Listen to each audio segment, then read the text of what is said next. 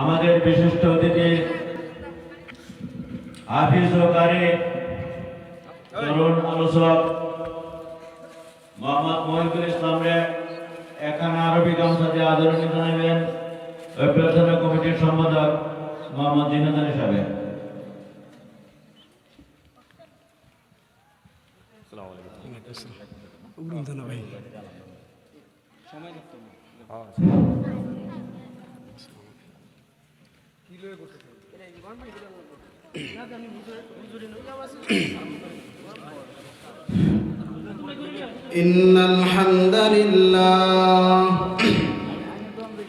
إن الحمد لله نحمده ونستعينه ونستغفره ونؤمن به ونتوكل عليه ونعوذ بالله من شرور أنفسنا ومن سيئات أعمالنا من يهده الله فلا مضل له ومن يضلله فلا هادي له ونشهد أن لا إله إلا الله وحده لا شريك له ونشهد أن سيدنا وحبيبنا ومولانا محمدا عبد الله ورسوله الذي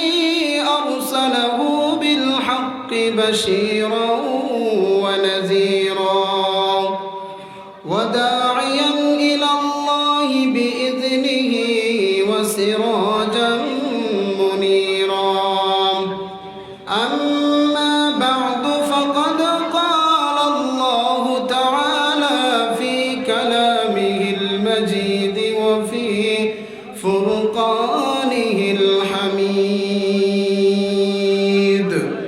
أعوذ بالله من الشيطان الرجيم بسم الله الرحمن الرحيم والعصر إن الإنسان لفي خسر إلا الذين آمنوا وعملوا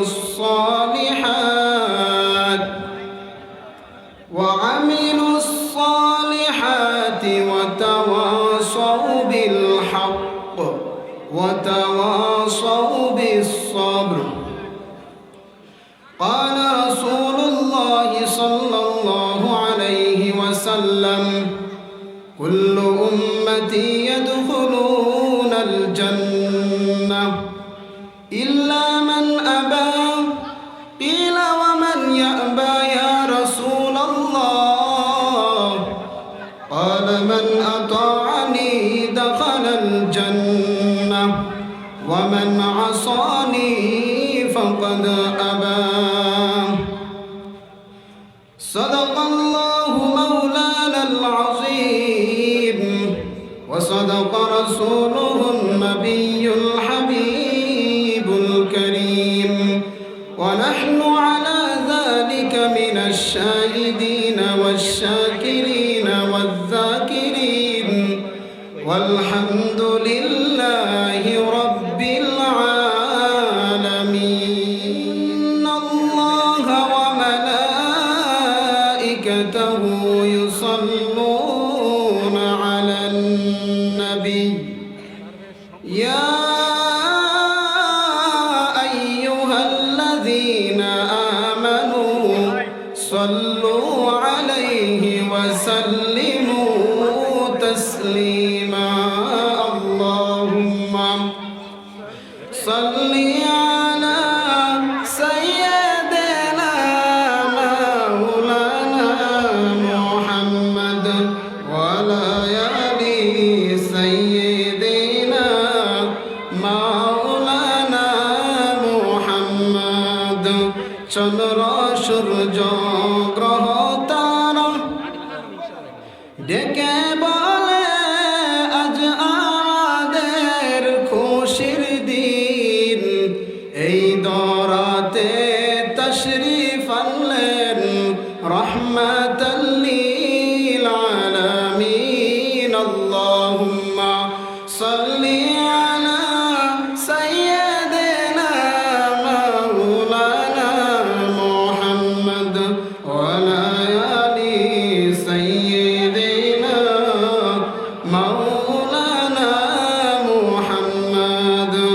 নবী গেলেন তায়েফ দেশে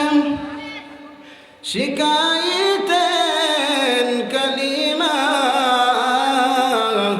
তায়েফবাসী না চিনিয়া মারল পাথর নবীর গায়ে আল্লাহুম্মা সাল্লি আলা সাইয়্যিদিনা মাওলানা মুহাম্মদ ওয়া আলা আলি সাইয়্যিদিনা মাওলানা মুহাম্মদ मोहम्मद ने आकर कुफर को मिटाया मोहम्मद ने आकर कुफर को मिटाया कुफर को मिटाकर सदाकत बताया बलगल उला बिकमालिही كشف الدجى بجماله حسنت جميع خصاله صلوا عليه وآله توحید کی امانت توحید کی امانت سینوں میں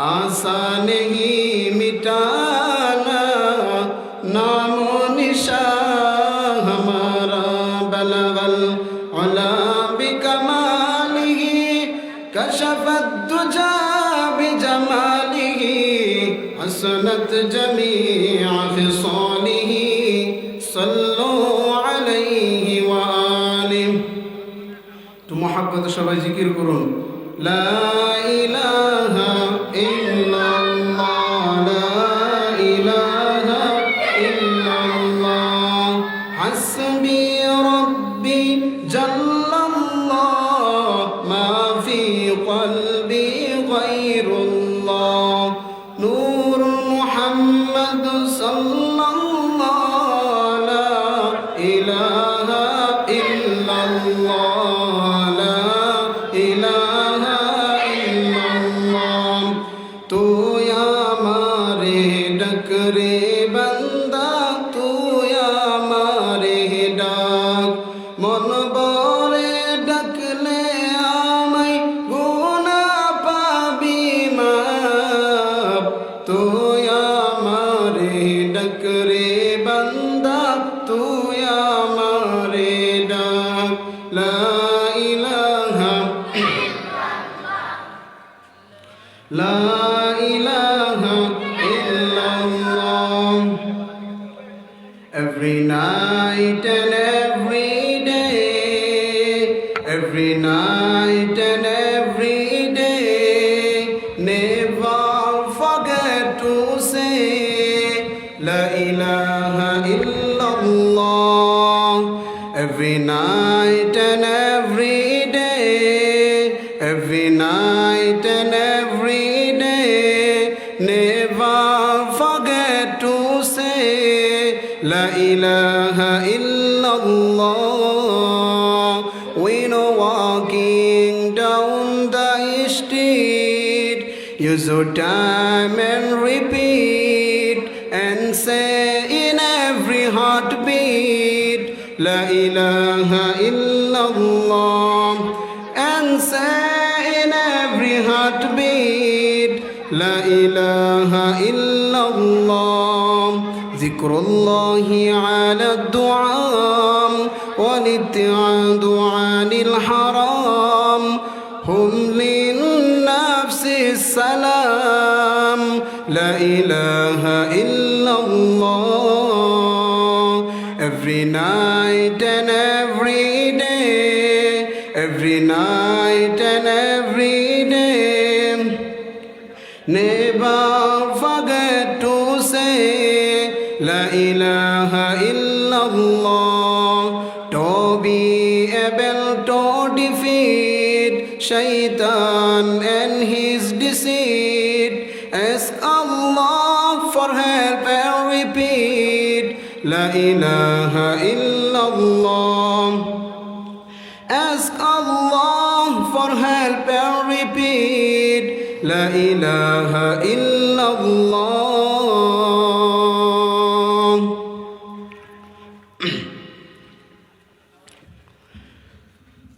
Alhamdulillahi Rabbil Alameen. বাবুরাটি তাহফিজুল কোরআন মাদ্রাসার উদ্যোগে আজকে আয়োজিত আজকের সবার সভাপতি সাহাব এবং দূর দূরান্ত থেকে আগত ইসলাম প্রেমিক দিন প্রেমিক আমার সমবয়সী যুবক ভাইয়েরা, মুরব্বিয়ানে আজম এবং আমার কলিজার টুকরা ছোট ছোট কুচিমণিরা, সবাইকে জানাচ্ছি আমার পক্ষ থেকে আন্তরিক মুবারকবাদ, সবটুকুন শুকরিয়া আল্লাহ সুবহানাহু ওয়া তাআলার জন্য, যিনি আজকে আমাদেরকে দ্বীনি মাহফিলে আসার এবং বসার সুযোগ সুবিধা দান করিয়াছে। আমরা যদি কিয়ামত পর্যন্ত সিজদায় পড়িয়া থাকি, আল্লাহ যে আমাদেরকে এই দ্বীনি মজলিসে আসার বসার সুযোগ সুবিধা দিয়েছে, আমরা কিয়ামত পর্যন্ত সিজদায় পড়ে থাকলে শুকর আদায় করতে পারবো না আমরা। কারণ আল্লাহ কোরআনে বলেছে, সাগরের জলকে যদি কালি বানাও, গাছের পাতাকে যদি তোমরা খাতা বানাও, গাছগুলিকে কলম বানাও, পৃথিবীর সমস্ত মানুষ যদি লেখক হয়ে যাও, আমি আল্লাহর তোমার রবের কালিমাগুলো লিখতে লিখতে সাগরের পানি শেষ হয়ে যাবে, গাছের পাতা শেষ হয়ে যাবে, তবু তোমার রবের শুকর তোমরা পরে পরে গুনে গুনে শেষ করতে পারবে না। জোরে বলুন সুবহানাল্লাহ। তো আমরা একবার অন্তঃস্থল থেকে বাহানা স্বরূপ একবার আমরা কালিমাতুশ শুকর আদায় করি। সকলে একবার বলুন আলহামদুলিল্লাহ।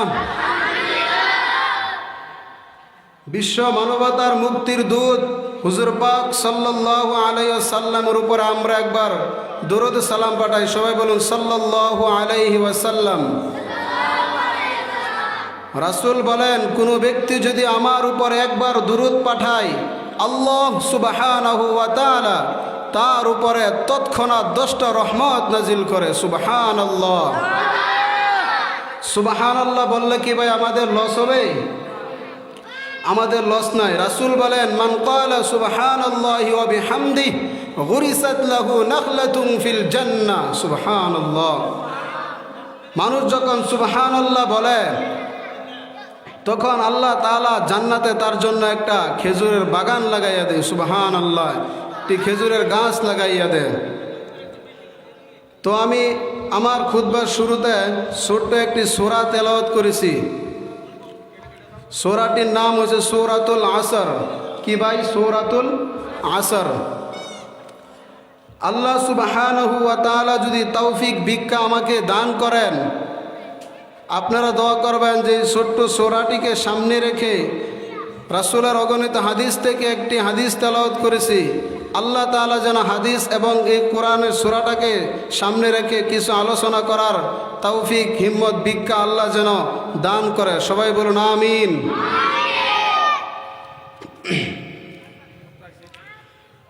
তো আমি আমার বিষয়ে যাওয়ার আগে ভূমিকাতে কিছু কথা বলি। আমাদের মনে অনেকের প্রশ্ন যে ওয়াজ মাহফিল করে আমাদের কি লাভ হয়, আমাদের কি ফায়দা হয়। তো ওয়াজ মাহফিল করলে আমাদের অনেক ফায়দা। অর্থনৈতিকভাবে আমাদের ফায়দা না হলেও আমাদের আধ্যাত্মিকভাবে আমাদের অনেক ফায়দা হয়। এই ওয়াজ মাহফিলে আসলে বসলে আমাদের অনেক ফায়দা।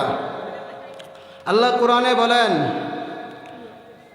বিসমিল্লাহির রহমানির রহিম, ইন্নামাল মুমিনুনাল্লাযীনা ইযা যুকিরাল্লাহু ওয়াজিলাত কুলুবুহুম ওয়া ইযা তুলিয়াত আলাইহিম আয়াতুহু زادتهم إيمانا وعلى ربهم يتوكلون الله أكبر সবাই জিকির করুন লা ইলাহা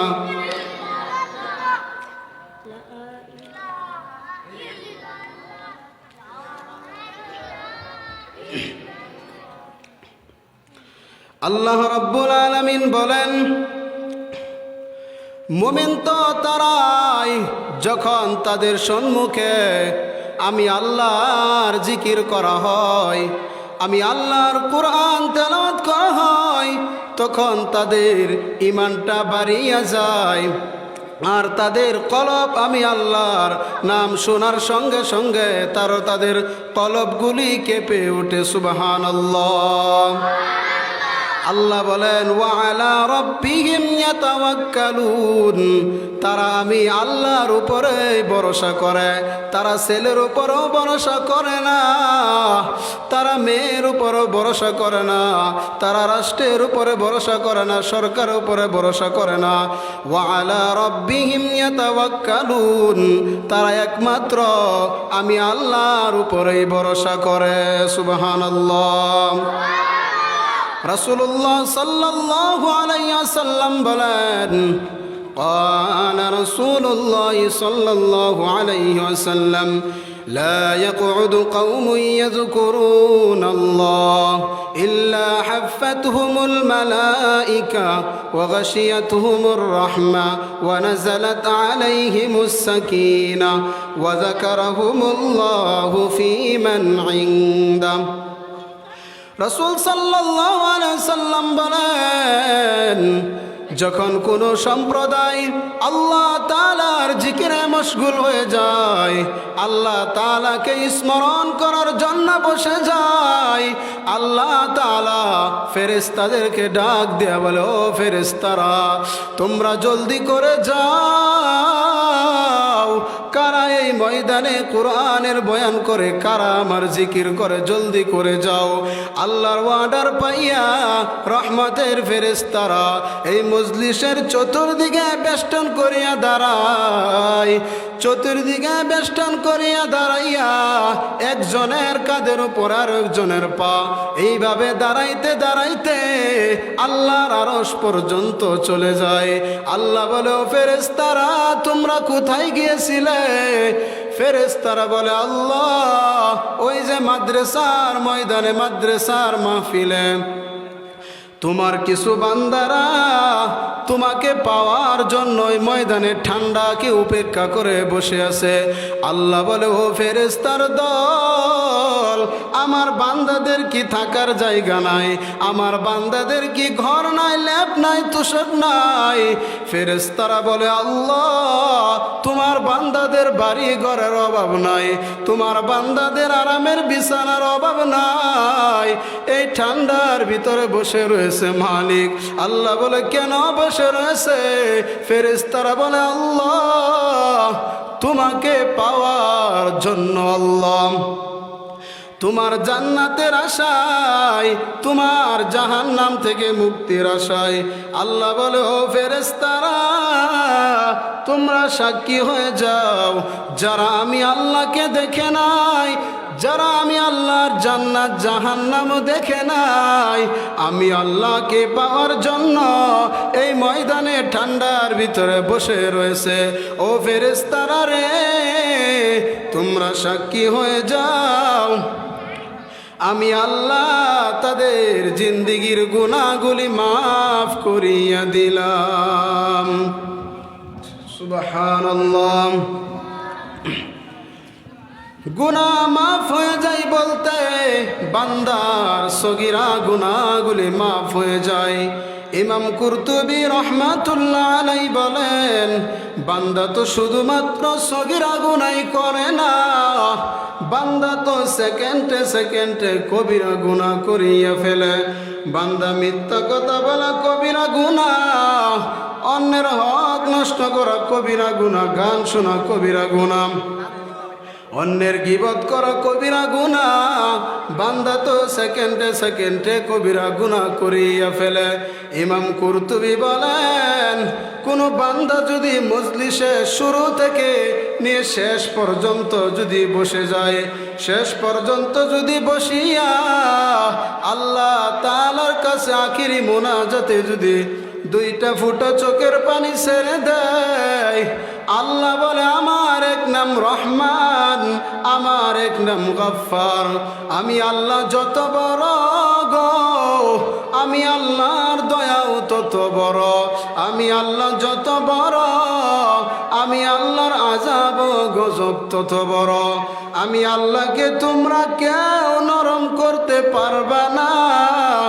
তারপরে যদি বান্দা দুই ফোঁটা চোখের পানি ছেড়ে দাও, আল্লাহ বলে ও বান্দারে, চোখের পানি তোমার নাকের ডগার আসার আগে আমি আল্লাহ তোমার সগীরা কবিরা গুনাহগুলি মাফ করিয়া নিষ্পাপ বানায় আমি তোমাকে বাড়ি ফিরাইয়া দিব।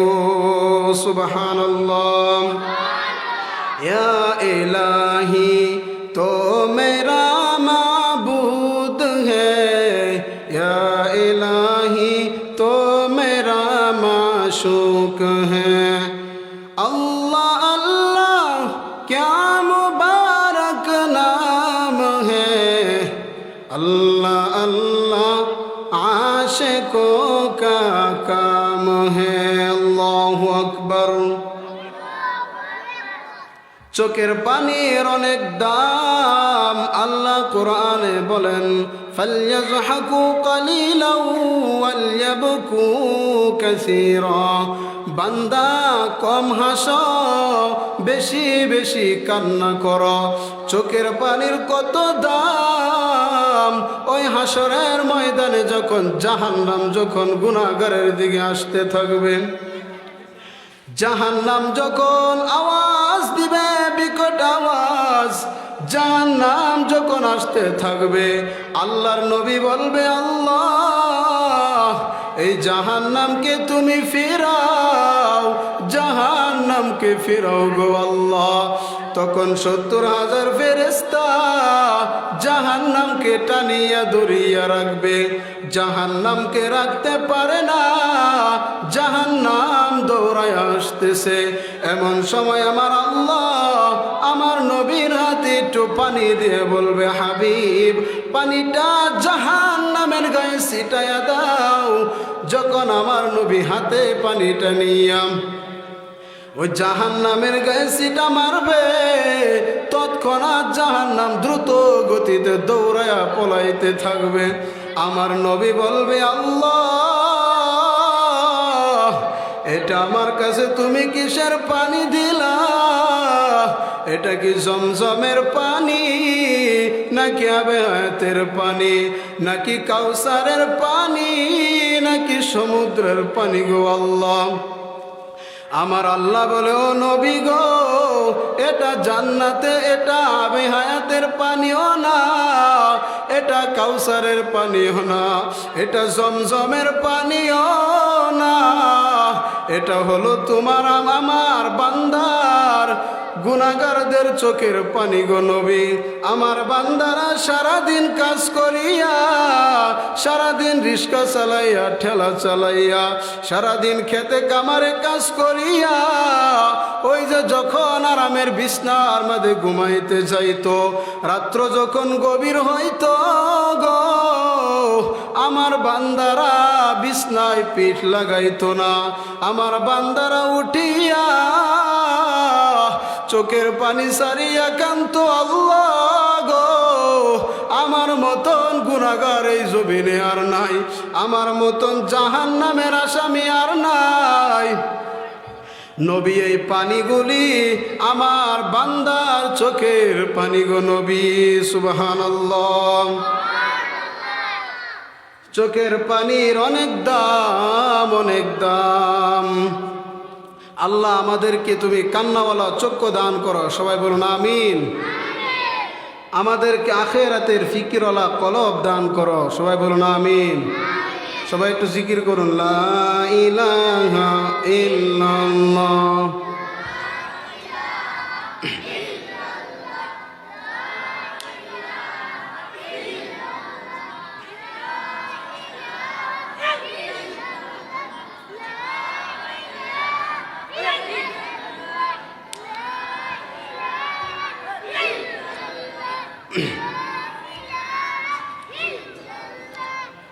তো আমি আমার খুতবার শুরুতে সূরাতুল আসর তেলাওয়াত করেছিলাম। আল্লাহ এই ছোট্ট সূরার ভিতরে পৃথিবী শুরু থেকে নিয়ে আজ পর্যন্ত কারা সফল আর কারা ব্যর্থ আল্লাহ সেই আলোচনা করেছে। এই পৃথিবীতে সবাই সাকসেস হতে চায়, ঠিক কিনা? সবাই সফল হতে চায়। একটি মৌমাছির দিকে আপনি তাকায়া দেখেন, মৌমাছিটা নিচে তার ঘর বানায় না, ঠিক কিনা ভাই? নিচে তার ঘর বানায় না, সে উপরে ঘর বানায়। কেন? সে জানে নিচে যদি আমি ঘর বানাই তো আমাকে তারা নষ্ট করে ফেলবে, আমাকে ভেঙে ফেলবে। তো সাকসেস হওয়ার জন্য সে উপরে বাসা বানায়।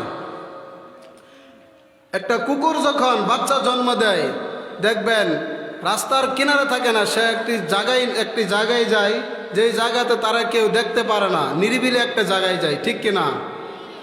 সেও চায় যাতে আমি সফল হই, সাকসেস হই। তো আমরা তো আশরাফুল মাখলুকাত।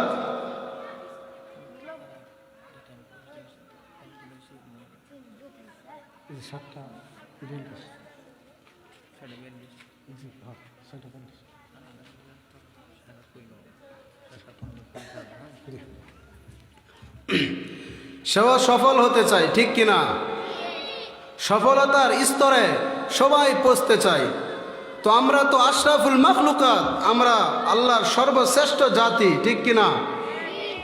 তো আমাদেরও সফল হওয়া দরকার আছে না নাই? আর আমরা এই সফলতা পৃথিবীর কোনো মানুষের কাছ থেকে সফলতার টিপস নিব না, পরামর্শ নিব না। আমাদের একটি গ্রন্থ কুরআনুল কারীম আমাদেরকে গাইড দিবে কোনটা আমাদের সফল পথ, কোনটা আমাদের অসফল পথ, ঠিক কিনা? এই কোরআনের গাইড অনুযায়ী আমাদেরকে চলতে হবে। তো আল্লাহ এই সূরার ভিতরে কারা সফল কারা ব্যর্থ,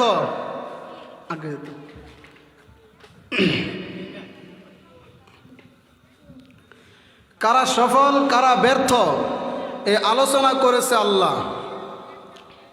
তো এই ছোট্ট সূরা আকারে আকৃতিতে অনেক ছোট সূরা, আকৃতিতে ছোট হলেও তার ভিতরে ব্যাখ্যা অনেক বিশাল।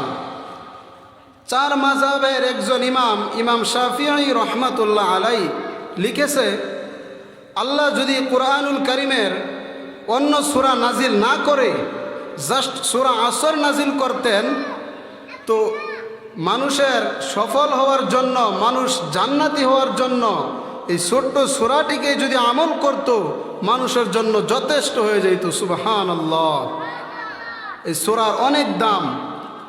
সাহাবায়ে কেরাম একত্রিত হলে যখন তারা চলে যাইতো, একজন আরেকজনকে বলতো, প্লিজ ভাই তুমি আমাকে সূরাতুল আসর তেলাওয়াত করে শোনাও, প্লিজ ভাই কথা বলবেন না, বলতো আমাকে সূরা আসর তেলাওয়াত করে শোনাও। কারণ কি? ছোট্ট সূরার ভিতরে আল্লাহ অনেক গভীর কথা,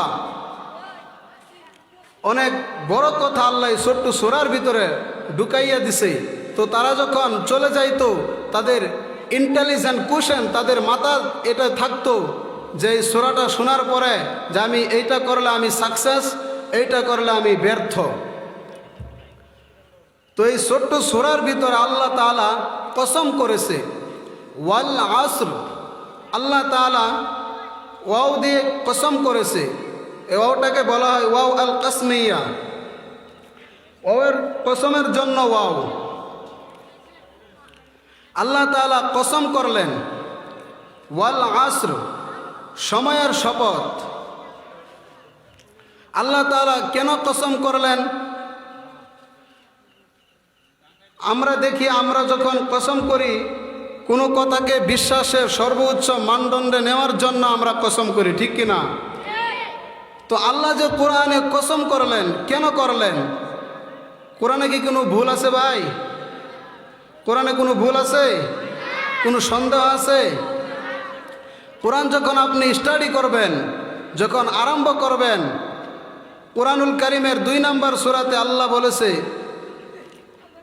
যালিকাল কিতাবু লা রাইবা ফীহি হুদাল লিল মুত্তাকিন। للمتقين আল্লাহ তাআলা বলেন, this is the book about which there is no doubt. এই কিতাবে কোনো সন্দেহ নাই, ঠিক কিনা? কিতাবে ভুল তো দূরের কথা, সাধারণত ভুল ধরতে গেলে আগে সন্দেহ করতে হয়, সন্দেহ করিয়া তারপরে ভুল ধরা হয় যে কথাটা ভুল। তো আল্লাহ তাআলা এই জন্য আল্লাহ ভুল নাই এ কথা না বলে আল্লাহ বলেন লা রাইবা ফি লা শাক্কা ফি, কিতাবের ভিতরে কোনো সন্দেহ নাই, দেয়ার ইজ নো ডাউট, কোনো সন্দেহ নাই কিতাবের ভিতরে। আল্লাহ তাআলা বলেন এই কিতাবের ভিতরে কোনো সন্দেহ নাই। কোরআন নিয়ে গবেষণা করে পৃথিবীর যত বড় বড় বিজ্ঞানী বলেন, দার্শনিক বলেন, সবাই এই কোরআনকে নিয়ে রিসার্চ করত। যাকে ফাদার অফ সায়েন্স বলা হয়, অ্যালবার্ট আইনস্টাইন মারা যাওয়ার পরে তার ঘরের ভিতরে সর্বপ্রথম তার তাকের উপরে আল্লাহ তাআলার কোরআনুল কারীম পাওয়া গিয়েছে। সুবহানাল্লাহ। গবেষকগণ বলেন অ্যালবার্ট আইনস্টাইন আল্লাহর কোরআন থেকে রিসার্চ করত, গবেষণা করত। দেখুন কত বড় বিজ্ঞানী, যাকে বিজ্ঞানের বাপ বলা হয়, সেই বিজ্ঞান আল্লাহ তাআলার কোরআন রিসার্চ করত। আর আজকে আমরা কেমন পোড়া কপাল্লা হইলাম, আজকে আমরা এই কোরআন পড়ারও সময় নাই, ধরারও সময় নাই,